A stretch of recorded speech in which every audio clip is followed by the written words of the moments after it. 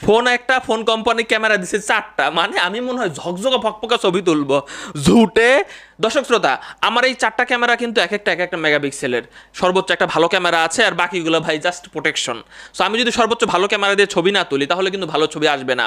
একটা 2 মেগাপিক্সেলের আছে, একটা 5 মেগাপিক্সেলের আছে, একটা 50 মেগাপিক্সেলের আছে, তোমার 50 মেগাপিক্সেলের দিয়ে ছবি তুলতে হবে। ফোনের 4 ক্যামেরা কিভাবে একসাথে অন করবেন আমি আপনাদেরকে দেখাই দিব।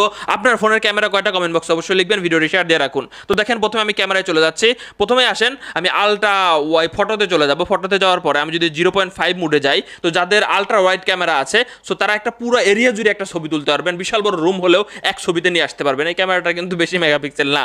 সো এটা হচ্ছে আলট্রা ওয়াইড ক্যামেরা। আর মূল ক্যামেরা আমি ওপেন করবো, 1-এ চাপ দিব, কিংবা আপনি আপনার ফটোতে চাপ দিবেন, তাহলে এখানে দেখবেন এই যে আমি এখানে উপর থেকে 50 মেগাপিক্সেল, এটা হচ্ছে মূল ক্যামেরা। এটা দিয়ে ছবি তুললে সবচেয়ে ঝকঝকা ফকফকা হবে। ওকে, সো আপনি ক্যামেরা টেস্ট করতে পারেন। যেমন আমি 2 নাম্বারটা যদি এখানে টাচ করে ধরে রাখি, দেখবেন যে ক্যামেরা বন্ধ হয়ে গেছে। 1 নাম্বারটা ধরলে কিন্তু বন্ধ হবে না। সো এভাবে কিন্তু আপনি চেকও করতে পারেন যে কখন কোন ক্যামেরা ওপেন হলো।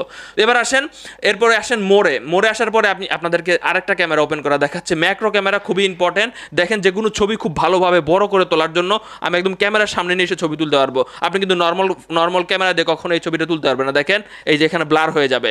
দর্শক শ্রোতা, আমি আপনাদেরকে আরেকটা ক্যামেরার মুডের কথা বলবো, সেটা হচ্ছে পোর্ট্রেট মুড। আপনি যদি ব্লার ছবি চান আপনার পিছনের, তাহলে পোর্ট্রেট মুড দিয়ে ছবি তুলবেন। সকল ক্যামেরা একে সাপোর্ট করে আপনাকে ছবি তুলতে সাহায্য করবে।